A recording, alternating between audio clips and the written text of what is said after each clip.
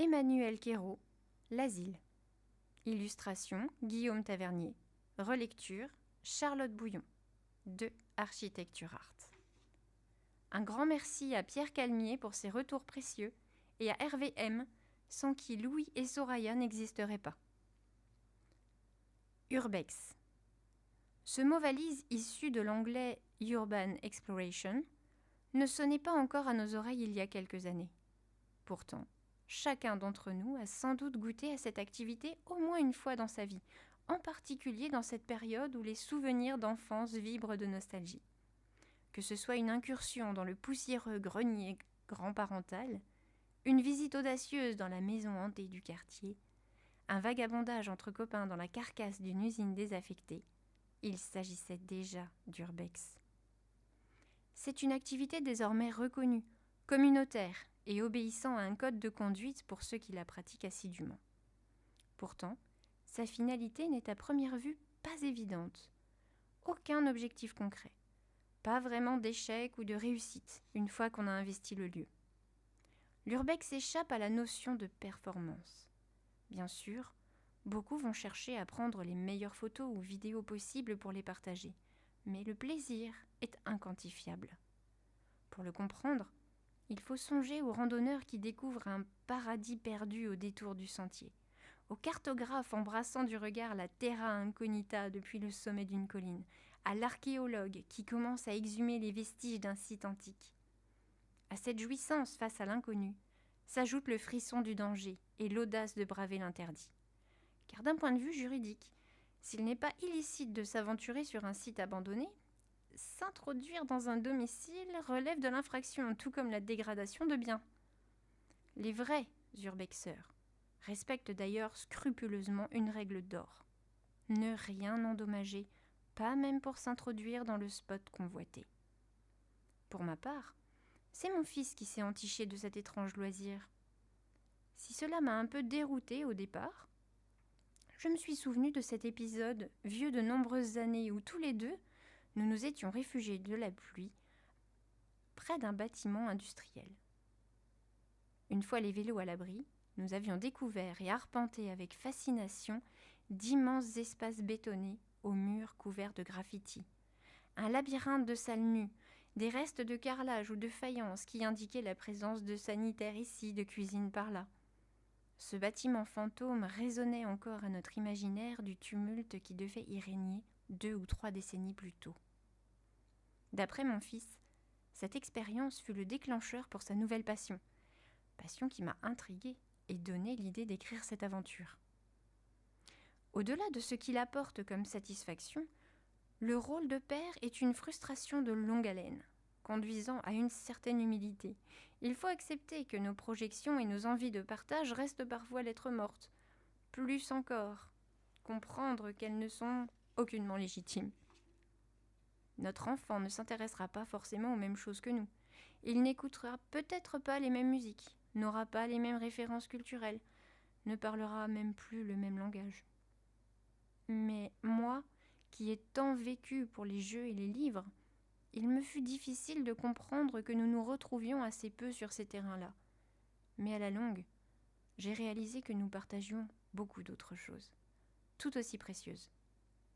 Quant à ses activités propres, au sein de sa sphère intime dont j'ignorais tant, j'y ai vu l'urbex comme une activité dynamique, non conformiste, audacieuse et surtout propre à stimuler cette magnifique qualité qu'est la curiosité. Cette curiosité qui nous pousse à toujours avancer, à ne jamais nous reposer sur nos acquis, à combattre l'inertie et la routine, à désirer l'inconnu plutôt qu'à le craindre, à envisager l'étranger comme un atout plutôt qu'une menace. L'élixir de jouvence, en somme. J'ignore si tu liras un jour cette aventure, Joanne, mais peu importe. Elle est pour toi. Avant de commencer, l'asile nous propose de suivre l'expédition de 2 adolescents dans un hôpital psychiatrique désaffecté. Vous interpréterez l'un d'eux en particulier. Selon votre choix, la narration et les événements varieront et vous vivrez l'aventure d'une manière très différente. Comme pour tout roman interactif, le récit est décomposé en de nombreux chapitres numérotés. En fonction de vos décisions ou des instructions du jeu, Le récit vous renvoie vers un numéro précis où vous poursuivrez la lecture. Celle-ci n'est donc pas linéaire, il existe plusieurs fins, de nombreuses équivalentes à un échec, certaines considérées comme des réussites partielles et une optimale. Pour atteindre cette dernière, plusieurs essais seront probablement nécessaires, le principe étant de reprendre à chaque fois depuis le début, avec pourquoi pas l'autre héros. Si vous êtes en solo, le récit et la mécanique du jeu indiqueront comment agira votre partenaire d'équipée. D'ailleurs, la narration sera souvent plurielle pour concerner les deux personnages à la fois. Si vous vivez cette aventure à deux, chaque joueur interprète l'un des adolescents. La section jeu en duo vous expliquera alors comment procéder. Le hasard. Il intervient sous la forme des cartes chance, numérotées au verso de 1 à 8. Au début d'une partie, mélangez ce paquet et empilez les cartes de manière à dissimuler les chiffres. Quand le texte vous invite à tirer une carte chance, prenez celle au sommet du paquet afin de la révéler. Vous laissez cette carte de côté. Par la suite, quand vous devrez de nouveau tirer une carte chance, vous le ferez dans le paquet de cartes restantes. Cette règle s'applique également au jeu en duo, même si ce n'est pas vous qui avez pris la carte précédente. Lorsque toutes les cartes chance ont été utilisées, vous les remélangez pour former une nouvelle pioche. Règles du jeu. Elles vous seront expliquées en temps voulu au fur et à mesure de l'aventure. Par ailleurs, un résumé des règles est consultable au verso d'auparavant, mais vous n'avez pas besoin de vous y référer pour l'instant. Si vous jouez en solo, vous devez ignorer les passages précédés de l'icône « Deux joueurs ». Dans ce cas, passez le paragraphe suivant pour continuer à celui intitulé « Les urbexeurs ». Dans l'immédiat, il vous faut en savoir un peu plus sur les deux héros de cette histoire. Votre première grande décision sera de choisir l'un d'eux pour en tenir le rôle. Quand on vous demandera par la suite de vous rendre à un numéro de chapitre suivi d'une lettre, vous consulterez uniquement celui qui concerne votre personnage. Commencez par lire les deux portraits qui suivent, puis une fois que vous avez décidé quel personnage jouer, rendez-vous au numéro 1.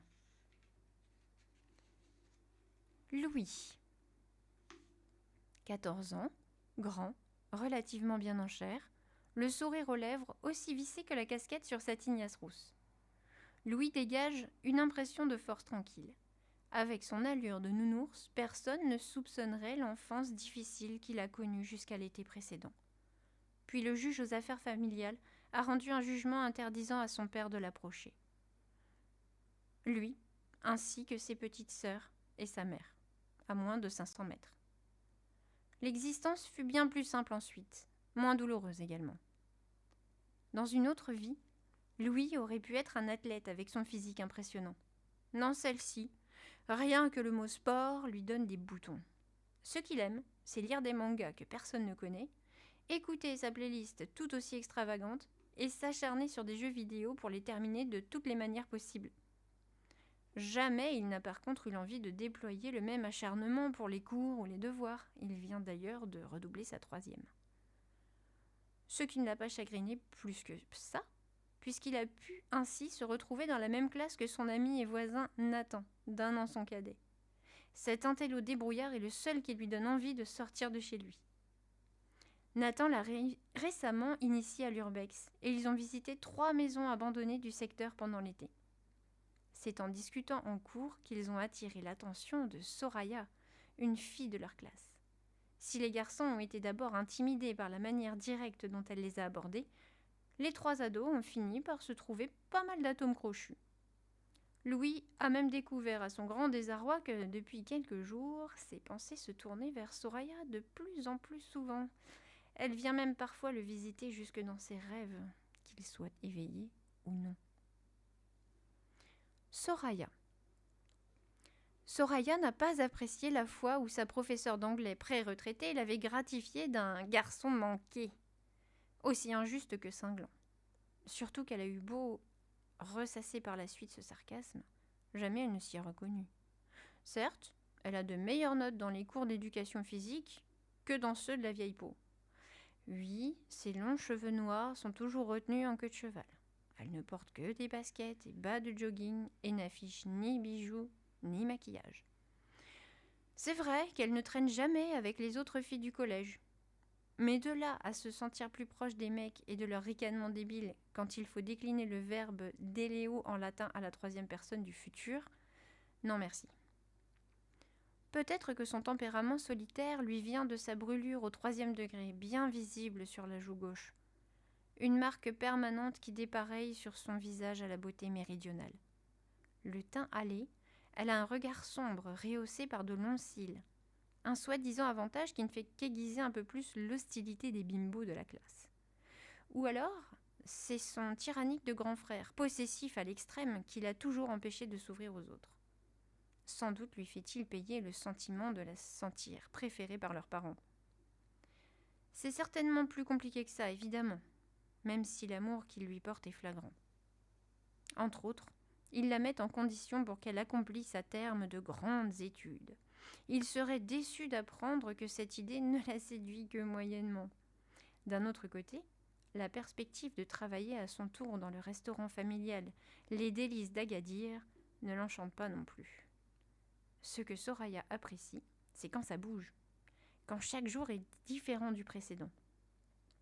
C'est pourquoi elle a trouvé le courage de se rapprocher des 2 faux otakus, Louis et Nathan, et que d'être acceptée lui a inspiré plus de soulagement qu'elle ne l'aurait pensé.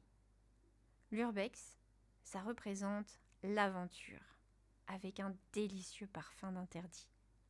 Elle compte les jours qui la séparent de leur première grande expédition.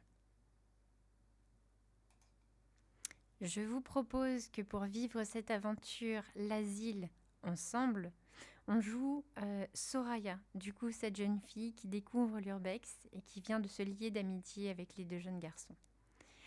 Alors, pourquoi j'ai envie de vous présenter ce livre ? Parce qu'il a été fait pour moi, ce livre-jeu.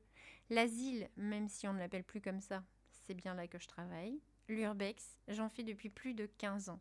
Et effectivement, on a un code qui est bien de ne jamais rien abîmer, de ne jamais rien emporter avec nous, de tout laisser en l'état et de préserver au maximum les lieux.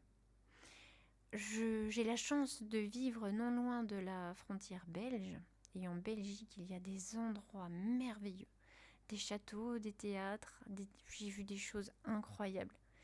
Je suis partie des week-ends entiers, et c'est à chaque fois magique. Trouver l'adresse, c'est déjà la quête. Y arriver, parce qu'une fois qu'on a l'adresse, en général, ce sont des coordonnées GPS. On arrive sur des lieux perdus dans des forêts. Trouver le lieu, réussir à y pénétrer, pouvoir aller s'ébahir, voir les sangliers, enfin les ossements de sangliers qui restent dans une cave d'un lieu abandonné depuis longtemps, des machines industrielles complètement rouillées, avec encore les casques des ouvriers qui traînent dans les parages. C'est à chaque fois plein d'émotions, on s'imagine, enfin oui c'est ça, ça fait tourner l'imagination à fond. On se demande quelle était la vie des gens ici. Des orphelinats aussi, où il y a encore tous les lits en fer alignés dans des grandes chambres, des restes de rideaux de séparation, pour un peu plus d'intimité on présume, des grands tableaux noirs où il y a encore des mots écrits dessus par les enfants. C'est magique à chaque fois. Et l'urbex, je ne m'en lasserai jamais. Il y a effectivement la course à la belle photo, parce que sur les sites spécialisés, on s'échange les photos. Mais c'est pas pour vraiment avoir la plus belle, c'est simplement que quand on regarde tous ces souvenirs, où des fois on voit pas grand-chose parce qu'on évolue avec une frontale, dans des sous-sols, dans des caves, dans des forts, c'est à chaque fois toutes les émotions qui remontent. Une photo, quoi. Voilà. Donc, je vais vous proposer cette aventure. Là, je l'ai faite en version uniquement enregistrement, mais quand on va la jouer, je prendrai le matériel, on se mettra en caméra tout à fait normalement. Mais on vivra tout ça ensemble, en solo, avec Soraya. Voilà, donc je vous dis à bientôt, je vous remercie beaucoup et amusez-vous bien.